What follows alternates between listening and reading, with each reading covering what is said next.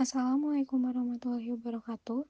Yang terhormat, Bapak Apoteker Gita Cahya Eka Dharma SFAM MSI, sebagai dosen pengampu mata kuliah farmasi veteriner, kami dari kelompok 1B Universitas Islam Bandung akan mempresentasikan hasil diskusi kami mengenai dosis bentuk sediaan pada hewan. Adapun anggota kelompok kami yaitu Reni Rahayu, Fahria Farisya Raffi, Fatimah Gaida, Aulia Hermawan, Dini Farizah, dan Sabrina Nurdiana. Yang pertama, ada pengertian dan pentingnya penetapan dosis obat pada hewan. Penetapan dosis obat pada hewan adalah proses untuk menentukan jumlah obat, baik dalam satuan miligram per kilogram berat badan maupun total, beserta rute dan frekuensi pemberiannya. Tujuannya adalah untuk mendapatkan efek terapeutik yang optimal dengan risiko minimal bagi hewan. Selain itu, bagi hewan produksi, penetapan dosis juga penting untuk melindungi konsumen produk hewan dari residu obat yang berlebihan. Penetapan dosis ini sangat krusial, karena tiap spesies hewan memiliki fisiologi yang berbeda-beda. Misalnya, dari segi metabolisme hati, kapasitas ekskresi, dan pH saluran pencernaan. Jadi, dosis untuk satu spesies tidak bisa langsung diterapkan pada spesies lain tanpa penyesuaian. Selanjutnya ada faktor yang mempengaruhi dosis. Ada beberapa faktor yang mempengaruhi dosis obat pada hewan. Yang pertama adalah berat badan atau ukuran tubuh.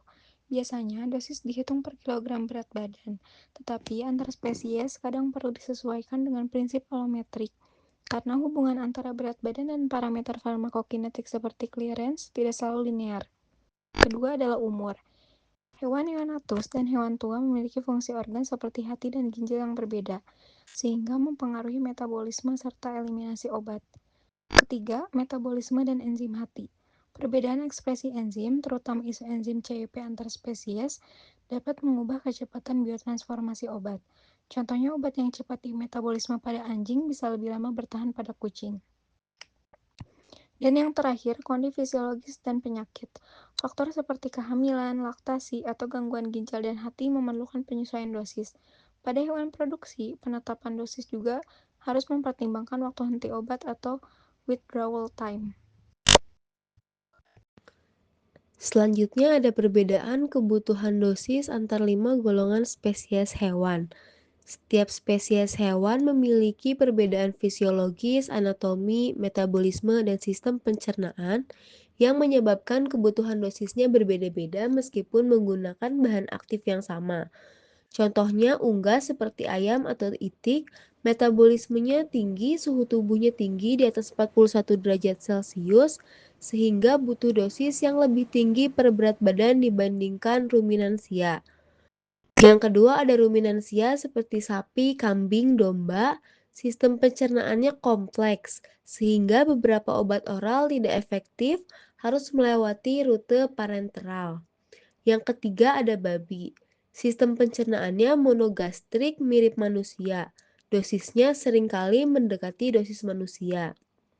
Pada kucing, kemampuan metabolisme hatinya terbatas, sehingga dosis obat seperti parasetamol atau aspirin harus sangat kecil atau dihindari. Yang kelima, ada anjing. Variasi ras sangat besar, berat badan dan metabolismenya juga berbeda-beda, sehingga dosis anjing berbeda antar ras. Misalnya, anjing ras Collin sangat sensitif terhadap ivermectin. Selanjutnya ada pengaruh farmakokinetik dan farmakodinamik antar spesies. Yang pertama ada absorpsi atau penyerapan obat. Struktur atau fungsi saluran cerna berbeda tiap spesiesnya. Hewan ruminansia punya rumen yang dapat memecah obat sebelum diserap, sehingga obat oral sering tidak efektif. Unggas memiliki metabolisme yang cepat, jadi obat cepat diserap dan dieliminasi. Yang kedua ada distribusi atau penyebaran obat dalam tubuh, dipengaruhi oleh kadar lemak tubuh, cairan, dan protein plasma. Misalnya pada babi dengan kadar lemak tinggi, obat yang larut lemak tersebar lebih luas. Perbedaan ukuran tubuh antar ras, misalnya pada anjing kecil dan anjing besar juga mempengaruhi distribusi.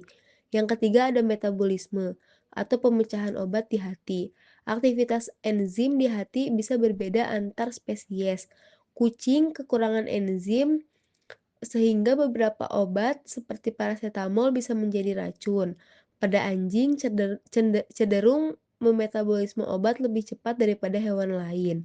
Yang keempat ada ekskresi atau pengeluaran obat, dipengaruhi fungsi ginjal dan pH urin. Hewan herbivora misalnya kelinci, sapi memiliki urin yang basa. Karena obat bersifat asam makanya obat yang bersifat asam itu sulit keluar. Hewan karnivora seperti anjing atau kucing punya urin yang asam, sehingga obat basa lebih sulit dikeluarkan. Kemudian, pengaruh farmakodinamik antar spesies. Yang pertama itu perbedaan jumlah dan sensitivitas reseptor obat. Tiap spesies punya reseptor yang berbeda terhadap obat. Contohnya anjing raskolin sensitif terhadap ivermectin karena mutasi gennya. Yang kedua, respon jaringan terhadap obat berbeda. Kucing mudah muntah akibat morfin, sedangkan sapi lebih tahan. Efek samping dan kekuatan reaksi bisa bervariasi walaupun dosisnya sama. Yang ketiga, perbedaan toleransi terhadap obat tertentu. Beberapa hewan beradaptasi terhadap paparan obat tertentu. Ruminansia lebih tahan terhadap nitrat dibandingkan hewan non-ruminansia karena mikroba rumen dapat menguranginya. Yang keempat, efek terapeutik dan toksik. Obat yang lebih aman untuk satu spesies bisa berbahaya bagi spesies lain. Misalnya, aspirin aman untuk anjing dalam dosis kecil, tapi bisa beracun bagi kucing. Selanjutnya, ada konsep dasar terapi atau therapeutic range, di mana kadar terapi adalah rentang konsentrasi obat di dalam plasma atau jaringan target yang berhubungan dengan efek terapeutik tanpa toksisitas. Di antara obat dengan neurotherapeutic index, misalnya seperti aminoglikosida dan digoksin, pemantauan kadar TDM-nya sangat disarankan, di mana TDM ini sangat membantu untuk menyesuaikan dosis individual berdasarkan PK atau PD pada pasien hewan. Selanjutnya ada prinsip rancangan dosis. Yang pertama ada loading dose atau LD, di mana dosis awal yang lebih besar untuk cepat mencapai konsentrasi target dikurangi dengan loading dose sama dengan VD dikali dengan target concentration, dengan koreksi bioavailabilitasnya bila menggunakan rute non-intravena. Loading dose ini digunakan bila waktu untuk mencapai steady state-nya dengan dosis yang terlalu lama. Selanjutnya yang kedua ada maintenance dose atau MD, di mana dosis yang menggantikan eliminasi obat agar konsentrasi tetap dalam rentang terapeutik dikurangi dengan maintenance dose sama dengan clearance dikali dengan target concentration, di mana itu tuh disesuaikan dengan interval dan bioavailabilitasnya. Yang ketiga ada interval pemberian, di mana interval pemberian ini ditentukan dari tes tengah dan fluktuasi yang boleh diterima. Untuk hewan dengan metabolisme yang cepat seperti unggas, intervalnya itu lebih pendek, mungkin diperlukan. Contohnya, pada saat terapi antiseptik sistemik untuk anjing dengan infeksi berat, pemberian loading dose ampicillin atau sulbactam itu dapat dipertimbangkan untuk cepat mencapai kadar efektifnya. Dilanjutkan dengan maintenance dose berdasarkan clearance anjing yang diukur atau diprediksi. Jika sumber data PK tidak tersedia untuk kelas tertentu, maka pertimbangan TDM atau konservatif menyesuaikan dengan dosis. Selanjutnya ada hubungan bentuk sediaan dengan kadar terapi. Bentuk sediaan obat berpengaruh besar terhadap bagaimana obat diserap, didistribusikan, dan akhirnya mencapai kadar terapi di dalam tubuh hewan. Misalnya, bila obat diberikan secara oral, kecepatan dan jumlah obat yang terserap sangat tergantung pada kondisi saluran cerna dan metabolisme hewan tersebut. Pada hewan ruminansia seperti sapi, kambing, dan domba, ada proses fermentasi di dalam rumen yang bisa menguraikan sebagian besar obat sebelum diserap. Akibatnya, banyak obat oral tidak efektif, sehingga dosis harus dinaikkan atau diganti dengan bentuk sediaan lain seperti injeksi. Sedangkan injeksi, baik intravena, intramuskular, maupun subkutan, memiliki bioavailabilitas yang jauh lebih tinggi dibandingkan oral. Dengan rute injeksi, obat langsung masuk ke dalam sirkulasi darah, sehingga kadar terapi bisa dicapai lebih cepat. Ini alasan kenapa injeksi lebih sering dipilih untuk pengobatan akut ataupun infeksi berat. Untuk topikal, seperti salep atau krim, efeknya itu biasanya lokal pada area kulit. resiko efek samping sistemik rendah karena hanya sedikit obat yang terserap dalam darah. Namun, jika kulit hewan mengalami luka atau iritasi, penyerapan bisa meningkat dan beresiko menimbulkan efek sistemik yang tidak diinginkan. Sedangkan untuk inhalasi digunakan pada gangguan pernafasan seperti pada kuda atau anjing dengan penyakit paru. Obat langsung bekerja di saluran nafas, efeknya itu cepat dan kadar sistemiknya itu relatif rendah. Jadi, pemilihan bentuk sediaan sangat menentukan keberhasilan terapi karena mempengaruhi seberapa cepat dan efektif obat mencapai kadar terapeutik yang diinginkan. Selanjutnya ada contoh perancangan dosis berdasarkan bentuk sediaan. Yang pertama itu ada sediaan oral. Pemberian obat secara oral merupakan cara paling umum karena mudah dilakukan, terutama pada hewan kecil atau hewan ternak yang bisa diberikan obat lewat pakan atau air minum.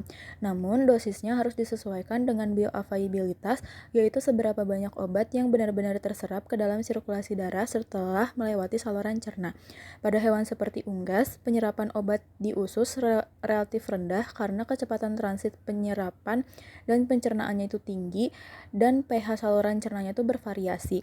Akibatnya, sebagian obat tidak sempat terserap sempurna. Karena itu, dosis yang diberikan melalui oral biasanya lebih tinggi dibandingkan bentuk lain agar kadar terapi dapat tercapai. Kemudian ada sediaan injeksi. Pemberian obat dengan injeksi baik intravena, intramuskular, ataupun subkutan memiliki keunggulan utama, yaitu memberikan efek cepat dan pasti karena obatnya itu langsung masuk ke dalam sirkulasi sistemik tanpa harus melewati proses penyerapan di saluran cerna. Pada hewan ruminansia, pemberian obat oral sering kurang efektif karena mikroba di rumen itu tuh dapat mengurai obat sebelum diserap. Oleh sebab itu, dokter hewan itu sering memilih injeksi depot, yaitu bentuk injeksi yang dirancang agar obatnya itu dilepaskan perlahan dalam jangka waktu tertentu. Tujuannya itu untuk kadar obat di dalam darahnya itu tetap stabil lebih lama sehingga tidak perlu dilakukan penyuntikan berulang kali. Dengan begitu, terapi menjadi lebih efisien dan mengurangi stres pada hewan. Selanjutnya ada sediaan topikal. Biasanya digunakan untuk mendapatkan efek lokal seperti kulit atau permukaan tubuh tertentu. Contohnya, salep antiparasit atau anti jamur yang dioleskan pada kulit anjing atau kucing. Keuntungannya itu, bentuk topikal adalah efek sistemik yang rendah karena hanya sedikit obat yang masuk ke dalam darah. Ini membuat efek sampingnya itu menjadi lebih minimal. Namun, perlu diperhatikan bahwa pada kulit luka atau iritasi, penyerapan bisa meningkat dan menyebabkan efek sistemik yang tidak diinginkan. Kemudian ada sediaan inhalasi. Digunakan terutama untuk menangani gangguan pernafasan karena obat langsung dihantarkan ke saluran nafas. Contohnya itu penggunaan bronkodilator pada kuda dan anjing untuk mengatasi asma dan obstruksi saluran pernafasan. Keuntungan utama bentuk inhalasi adalah obat dapat bekerja cepat dan spesifik di organ target. Selain itu, resiko toksisitas sistemiknya itu rendah karena hanya sebagian kecil obat yang diserap ke dalam sirkulasi darah. Dengan demikian, bentuk inhalasi memberikan keseimbangan yang baik antara efektivitas dan keamanan, terutama untuk terapi jangka panjang pada hewan dengan masalah pernafasan kronis. Pengertian dan penyebab residu obat hewan. Residu obat hewan adalah sisa obat atau metabolitnya yang ada pada produk hewan, seperti daging, susu, telur, dan kulit, setelah pengobatan. Penyebabnya itu bisa penggunaan obat mendekati waktu pemotongan atau laktasi tanpa memperhitungkan withdrawal time atau periode waktu sejak obat terakhir diberikan kepada hewan. Overdosis, penggunaan obat yang dilarang pada spesies produksi atau praktek off-label tanpa data residu. Jenis obat yang sering meninggalkan residu, seperti ada antibiotik seperti beta-lactam, tetrasiklin, makrolid, dan fluoroquinolone. Sering ditemukan di susu, daging, telur, bila tidak mematuhi aturan pemberian. Dan ada antiparasit atau antihelmintik seperti ivermectin, benzimidazole.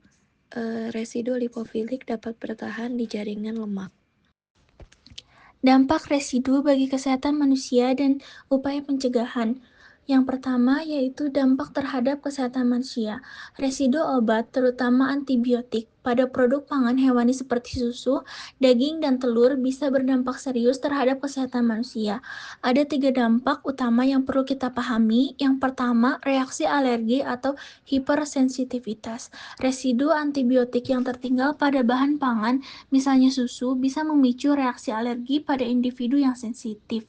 Contohnya, seseorang yang memiliki alergi terhadap antibiotik jenis penisilin dapat mengalami gejala seperti gatal-gatal, sesak napas, atau bahkan reaksi anafilaksis setelah mengonsumsi produk yang mengandung residu. Fenomena ini sudah dibuktikan dalam penelitian yang dipublikasikan oleh MDPI 2022 yang menjelaskan bahwa paparan dosis kecil antibiotik secara terus-menerus dapat menimbulkan respon imun abnormal pada individu tertentu. Yang kedua yaitu gangguan mikrobiota dan resistensi antimikroba. Konsumsi produk pangan yang mengandung residu antibiotik juga dapat mengganggu keseimbangan mikrobiota usus manusia. Akibatnya, bakteri baik di dalam usus bisa mati, sementara bakteri patogen yang tahan antibiotik justru bertahan dan berkembang. Inilah yang menjadi salah satu penyebab utama meningkatnya resistensi antimikroba atau AMR, antimicrobial resistance, di mana infeksi menjadi sulit diobati karena bakteri sudah kebal terhadap antibiotik. Menurut jurnal MDPI 2023, sektor peternakan adalah salah satu penyumbang terbesar masalah global ini karena penggunaan antibiotik yang tidak terkontrol pada hewan ternak. Yang ketiga yaitu toksisitas kronis dan efek jangka panjang. Beberapa jenis residu, terutama hasil metabolitnya, bisa bersifat toksik atau bahkan karsinogenik, pemicu kanker, jika dikonsumsi dalam jangka yang panjang. Paparan yang terus-menerus meski dalam dosis kecil dapat menumpuk di tubuh dan memicu kerusakan organ, gangguan hormonal hingga kanker. Karena itu, lembaga seperti FAO dan WHO menetapkan batas aman konsumsi melalui penilaian toksikologis seperti ADI, Acceptable Daily Intake, dan AFRD, Acute Reference Dosage. Penilaian ini membantu menentukan berapa banyak residu yang masih dianggap aman untuk dikonsumsi manusia setiap harinya. Upaya pencegahan dan pengawasan residu antibiotik. Setelah mengetahui dampak buruk residu terhadap kesehatan manusia, langkah penting yang harus dilakukan adalah pencegahan dan pengawasan yang ketat. Upaya ini dilakukan dari hulu sampai hilir, mulai dari penggunaan obat di peternakan, proses produksi, hingga produk sampai ke konsumen. Ada 4 poin utama yang harus kita pahami. Yang pertama yaitu withdrawal time atau waktu tunggu. Withdrawal time adalah masa jeda antara pemberian obat terakhir pada hewan dan waktu aman untuk produk hewan tersebut dikonsumsi manusia. Tujuannya untuk memastikan kadar residu obat sudah turun di bawah ambang batas maksimum atau MRL, maksimum residu limit. Penentuan waktu tunggu ini berdasarkan studi farmakokinetik PK dari obat tersebut dan harus dipatuhi oleh peternak sebelum produk seperti susu, daging, atau telur dipasarkan. Lembaga seperti FICH, FAO, dan Kodeks Alimentarius telah menetapkan pedoman resmi untuk menghitung waktu hingga agar keamanan pangan dapat terjamin. Yang kedua yaitu regulasi dan pengawasan oleh pemerintah. Langkah kedua adalah pengawasan dan regulasi yang ketat oleh otoritas terkait seperti Badan POM dan Kementerian Pertanian. Prosesnya meliputi registrasi obat hewan sebelum diedarkan, penetapan nilai MRL tiap bahan aktif, inspeksi lapangan dan pengambilan sampel atau sampling, analisis laboratorium untuk mendeteksi adanya residu. Tujuannya agar setiap produk pangan hewan yang beredar di pasaran aman dikonsumsi dan sesuai standar nasional maupun internasional. Hal ini juga menjadi dasar tindakan hukum bila ditemukan pelanggaran. Yang ketiga yaitu Good Veterinary Practice. GFP merupakan pedoman praktek dokter hewan dan peternak yang bertanggung jawab dalam penggunaan antibiotik. Poin pentingnya adalah edukasi kepada peternak dan tenaga medis hewan, pembatasan penggunaan antibiotik yang penting bagi kesehatan manusia, penggunaan metode pencegahan penyakit alternatif seperti vaksinasi, manajemen kebersihan kandang, dan biosecurity RITI. Dengan menetapkan GFP, penggunaan antibiotik bisa ditekan sehingga residu dan risiko resistensi antimikroba dapat diminimalkan. Yang keempat yaitu analisis dan metode deteksi. Kemajuan teknologi analisis seperti LC-MS, liquid chromatography, or mass spectrometry membuat deteksi residu obat semakin akurat, bahkan dalam kadar sangat rendah. Metode ini penting untuk memastikan tidak ada produk yang melebihi ambang batas MRL. Dengan adanya analisis yang sensitif dan cepat, pengawasan pangan hewani bisa dilakukan secara lebih efektif dan efisien. Di mana contoh nyata, sebagai contoh, hasil sampling nasional di beberapa wilayah yang menemukan bahwa residu antibiotik pada telur melebihi batas MRL. Sebagai respon, pemerintah segera menarik produk dari pasaran, menyelidiki praktik penggunaan obat di peternakan tersebut, dan melakukan edukasi ulang kepada peternak tentang pentingnya memenuhi waktu tunggu dan menggunakan metode pencegahan non-antibiotik.